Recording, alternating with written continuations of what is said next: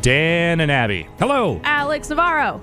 Would you like to play a board game? Yes? Yeah, I like those. But wait, there's no board. Well, there's no board. There's no game. There is a Nintendo Switch. Whoa. That's got games. Yes, it It does. looks kind of like a board. It's pretty thin. Catan. Yes. Back by popular Settlers demand. of?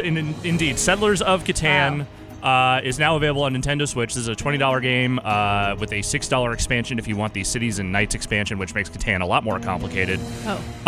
This is, for all intents and purposes, an update to the mobile version of Catan that has been out for some time. Okay. I know this because I have played the mobile version of Catan for quite some time. Was it also $20? No, it was not. It was, there's the Nintendo tax and also the mobile downscaling of price and whatnot. The actual board game is way more expensive than that. That is true. I own the board game and it was considerably more money. Wow. Yes. However, the board game also lets you play local multiplayer, which this version That's kind of the only way you can play it, yeah. That's a weird one. Yeah, it's a little weird. So it does have online multiplayer and it works just fine. I've played a few games that way and it's, it's totally play functional. with strangers? Yes. You can also play with friends if you want. You can invite people to games, I think.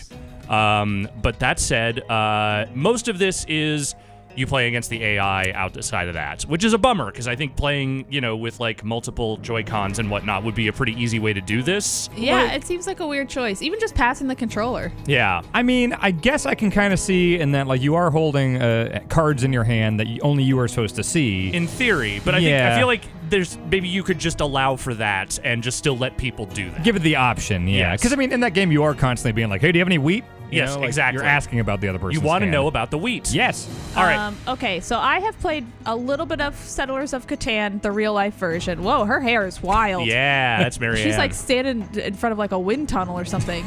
But I don't fully know the rules. I know that you gotta like set up little things on little hexagons. Well, let's play a game. Okay. We're gonna play a game of the basic Whoa, version. Rossetti's playing? Yep, Nice. that's me. So this is the basic board of Catan. There is also the Seafarers Expansion, which comes with the game, and then there's the $6 Cities and Knights expansion, which adds a bunch of rules, which I don't particularly care for personally. Oh, get in the middle of that 10, 6, and 9. That looks pretty that's lucrative. Get in that is there. totally where I am going with this. No, one to the right. Wait, well, you go with the 5 or you go with the 9. Well, I so guess you go with the 9. The odds are the same. You can move around to the 8. And I think that this is a good That's center true. space. You can just move it What over are here. you You're right. saying? Okay, here's how you play Catan, Abby. Every person starts by building 2 settlements. It goes around in order, and then sort of reverse order. So I'm going to place my first settlement. Each of these numbers corresponds to a number on the dice. Whenever the dice rolls, you get a resource that's based on the board with whatever is there. You ever play craps, Abby?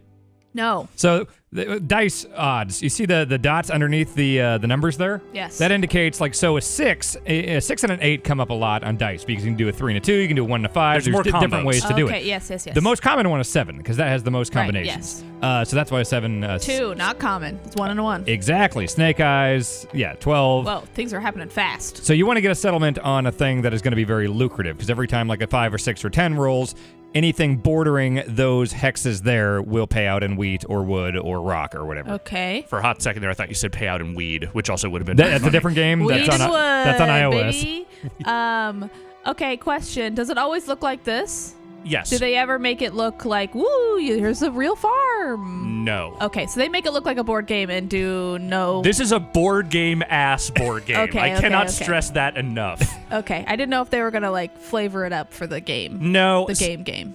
I want to say, the Xbox Live version, which was kind of like the first video game version of Catan that I ever played, Me too. did have 2 options. You could play the straight up board version. There was a little bit of an animated version of it as well. Okay. This doesn't really do that. That Xbox Live version, I remember Catan and Carcassonne. That was my introduction to both of those back in 2008 or whatever, and I got super into both those games because of those Xbox versions. And Carcassonne was great on I didn't really cotton to Carcassonne quite as much. I think that game is fun. It just wasn't quite as much my jam. This one, I played the Xbox Live version obsessively. Yeah, it was great. And then once I didn't know you were such a Catan head. I didn't think I ever would be, but then I kind of was. That's just sort of how it went.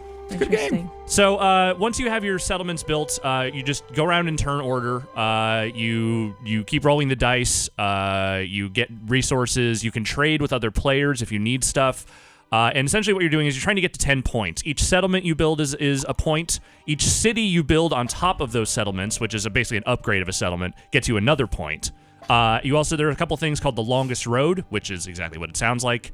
And there is also the largest military, which you get through development cards, which are your like special ability cards that you can play over the course of the game.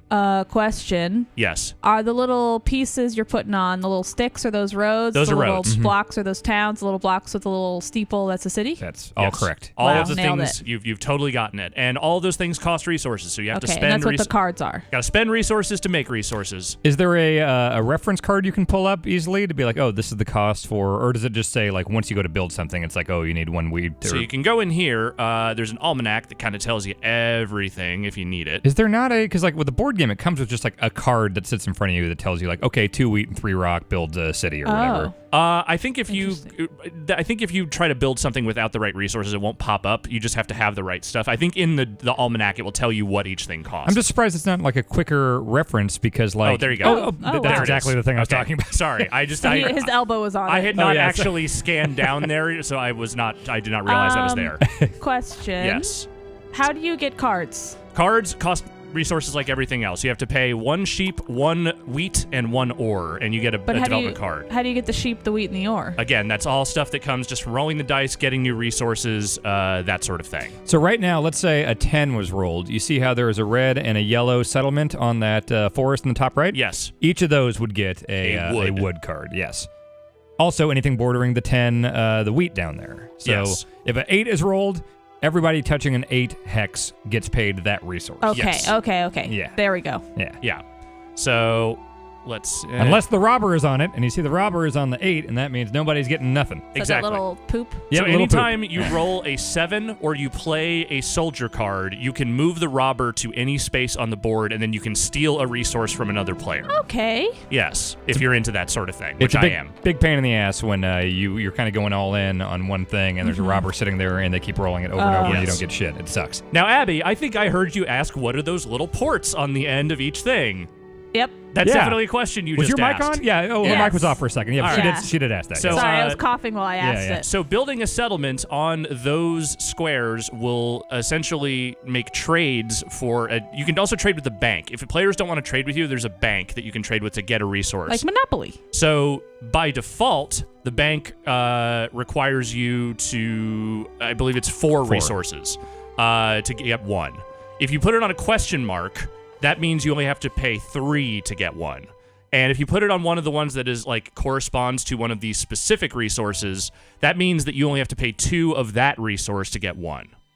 Okay. Does that make sense? Sure. So it's just it cheapens the amount that you have to pay the bank. Okay. Thank Low you for cost. answering the question. Yeah. I had burning. I want to be as informative as possible for you who is asking the questions. Yes. Okay, so I have another question. Yes, by all means. Let's say I were to get this game and I only watched this incredibly informative and not at all confusing quick look. Uh-huh. Is there a tutorial I could do to just be like, you know what, the quick look was right? I want to say that the first... so I'm playing in the scenario mode right now, which is sort of like their campaign mode. Oh, okay. I want to say early on, they pretty much just kind of put you through the initial paces of like, here's what you need to do. But like, it's one of those games that you just kind of learn by playing. Okay. And it's not like, there's steps, but it's like once you play a couple of games of it, it's not hard to figure out like what the rhythm is and what you kind of want to be going for. So I just built a new settlement, and I blocked that other guy who was also trying to get to that spot. Good work. So I'm good at games. So you're red, right? Yes, I am red. Okay. Very frustrating. Sorry. No, you go. When you're trying to go for the longest road, and then at a certain point, there's only so many like hexes and everything. Somebody can block you, and you can look at it and be like, "Well, it's literally impossible for me to get like, oh, they have 10 on their road, and I've got 8, and you just can't do shit about it." Yeah. Wow. That sounds like a real city thing. Yep. What else you got, Abby? So you have a campaign. Yes. And when you win this and you beat Lewis, Marianne, and Hildegard, are they put to death? What happens? Do you who do you play next? There's a progression to the campaign. It takes you through all the different expansions. There's different like scenarios you play with those expansion rules. Oh, okay. So it's like different rule sets. Yes, exactly. Okay. Like the Seafarers Expansion adds islands, which you can only travel to using boats instead of roads. Okay. And those boats are paid for similarly to how roads are, but it's like wood and sheep as opposed to wood and brick. Okay. And there's also the Cities and Knights expansion, which, as I said, adds a whole bunch of different rules to it that are not my way of playing that game. I'm not particularly fond of them.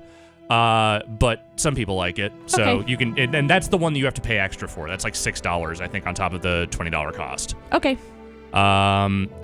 So yeah, this is kind of what it is. I will say that as someone who has played the mobile version of this a lot, I will say this is very similar. Like, they have changed the UI, so it works pretty well with the Switch. I think it plays pretty well. It flows pretty well.